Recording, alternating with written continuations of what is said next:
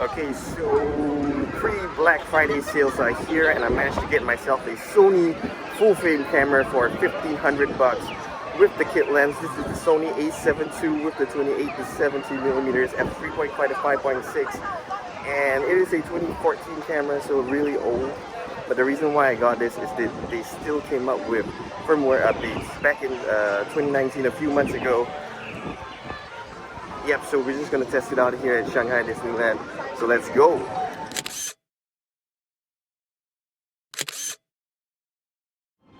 So this Sony A7 Mark II is a full frame 24.3 megapixel camera, has 5-axis in-body stabilization of about 4.5 stops, and the ISO goes up to 25,600.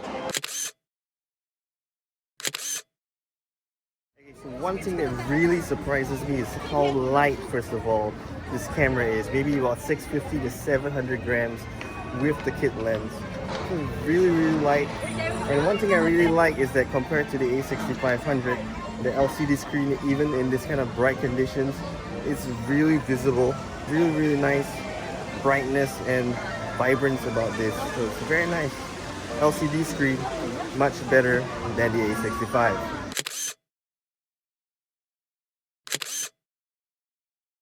As expected, as of all Sony cameras, autofocusing is a breeze. Super fast, super nice, super sharp images.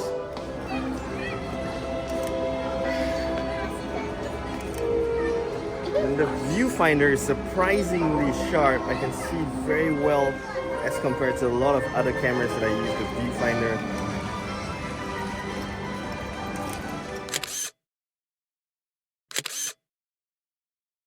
So I'm going to shoot right now in manual mode, shooting in cine picture profile, and I've reduced shutter speed to 1/1250, shooting in f3.5, the highest aperture available on this camera.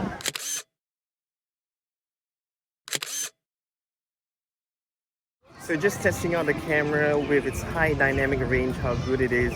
We actually took some photographs with the sun behind my cousin Adeline to see the dynamic range, how good it is on this Sony full frame camera. So we're gonna test out the burst continuous mode right now.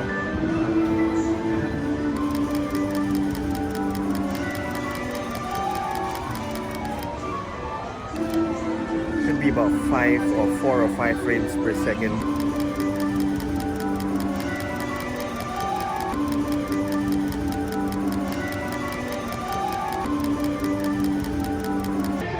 So we're also going to test out the S-Log 2 as gamut color mode and see how it goes.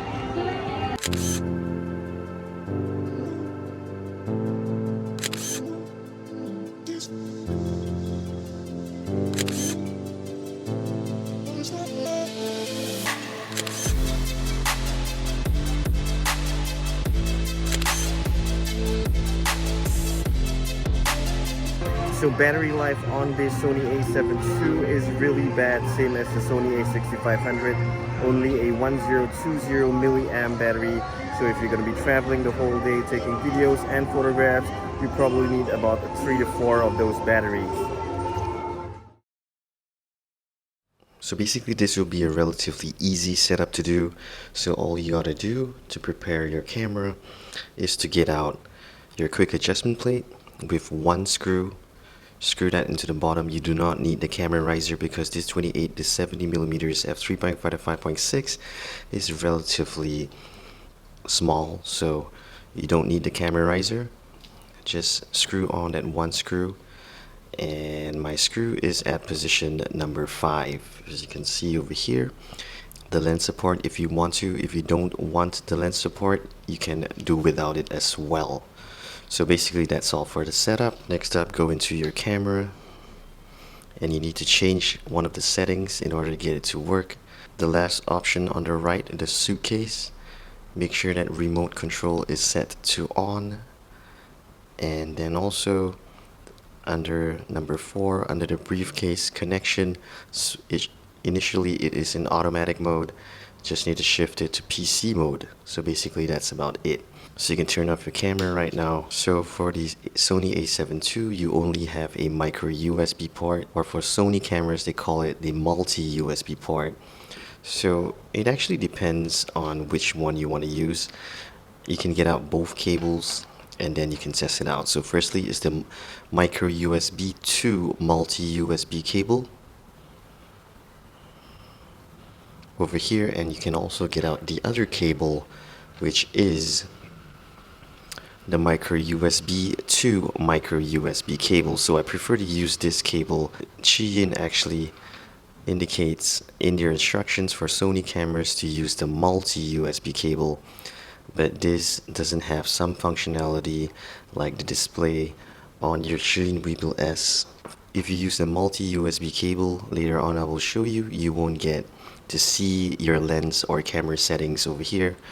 But if you use this hack method that we just found out, if you use the micro USB to micro USB and select Panasonic instead, you will get probably your desired results. So basically just get out your gimbal, open it up, lock it in place. So basically with the quick adjustment plate, just slide it on. And if I'm not wrong, your marking over here should be around position number 2. So unlock the axis and position number 2. Okay, for the marking would be around 2.3, around there. So just tighten it once you're at about 2.3 to 2.4, depending on whether you're using the lens hood or not. I'm not using the lens hood, so 2.3 looks good for me. Something like that. So pretty easy. Lock it in place, the lever over here, flip it to the left. Then right now we're gonna do unlock this axis over here. I'm gonna do the left to right and just loosen this lever all the way and make any adjustments that you require until it balances on its own. Something like that. As long as you don't touch it, it stays. That should be pretty good. So just tighten it by pushing the lever to the right, and then we're also going to do the up axis. Make sure that it stays. So on the up axis, on the tilt axis, my marking on the tilt axis over here, just loosen that and adjust it. This axis is at number 1. Yep, so basically the marking is at number 1 over here. After balancing, just tighten this knob over here. Make sure that it's nice and tight. Make sure that it stays upwards. Do a quick test again, left to right, center. If everything's good, you can move on to the last axis at the bottom here. So just unlock the axis at the bottom over here. So the pan axis would be, my marking would be at about 2.5. So it's about 2.5. So if you put it upwards and you flip it to the right, if it doesn't move, then pretty much you're good to go. So marking on the pan axis will be at 2.5. So basically really easy setup. Only took about 2 minutes to do, 2 to 3 minutes. And then first of all, I'm going to show you with the multi-USB cable. So this is the official cable that is meant to use on your Sony camera. So this 90-degree head goes into your Weebill-S, and the other end of the multi-USB cable goes into your A7II. So first of all, power on your Weebill-S, then power on your camera.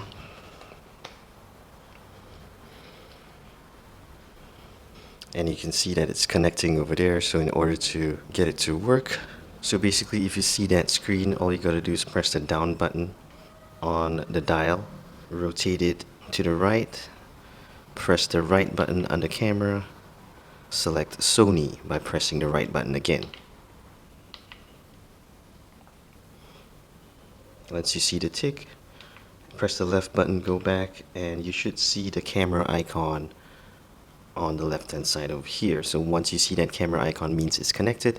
So the downside about using this multi-use USB cable is that right now you just see the PF words over here.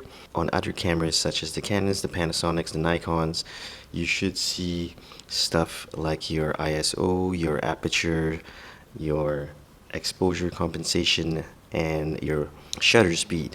But for Sony's, unfortunately, if you use the multi-USB cable, which is meant for Sony cameras, you don't get to see that option, but everything else does work. So I'm going to show you right now. And one thing I like to do also is under the menu, click on motor and just do an auto tuning.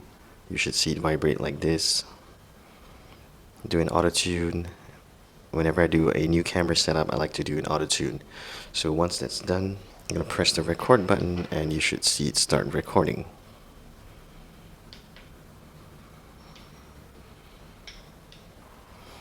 Okay, so if you encountered that issue as well, all you gotta do is power off your camera, power off your Weebill-S, and then repower both devices on. And right now, the record button should work. I am in manual mode, so if you are in automatic mode and any other mode, it should work perfectly fine. So one thing I want to talk about is focus mode. I'm gonna switch it to manual because this lens doesn't have a switch to switch between AF and MF. And you can see that my option, I'm already at AF MF. So right now you can see I'm in manual focus mode, and if I turn the electronic pull focus wheel, it doesn't work. So you won't be losing any functionality if you were to use this micro USB cable instead. One YouTuber actually said that once you use this cable, the micro USB cable, the autofocus continuous seems to be a little bit laggier than using this cable. I have tested it out and it doesn't seem to be an issue. On the A7II, I'm not so sure about the A7III. So I'm just going to put it into autofocus continuous again. And then we're going to test out the autofocus continuous using the multi-USB cable first, and then trying on the micro USB cable. So right now I'm on the multi-USB cable.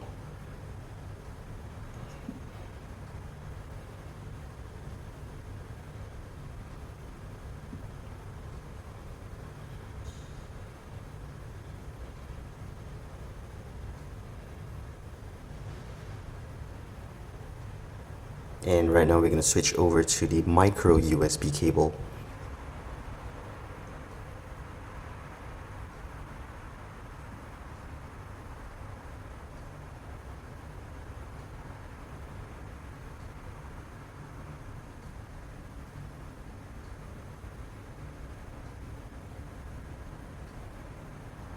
Okay, so if you ask me, it does seem that the autofocus continuous works the same as if I use the multi-USB cable. Still very fast, very effective. So yep, no issues there on the autofocus continuous. Okay, so right now we got the A7II with the micro USB cable on the Weebill-S. And you can see right now it's in PF mode, so we cannot use Sony. So go on the camera again, press the right button, and then you select Panasonic instead. It's pretty strange actually.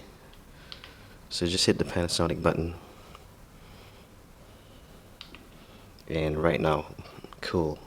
You can see the aperture, I'm at f3.5, and I'm able to change the aperture as well by turning the dial.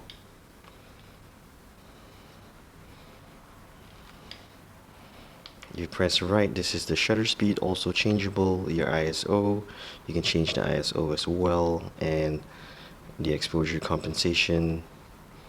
So yeah, you can change the ISO, you can change your shutter speed, and your exposure compensation.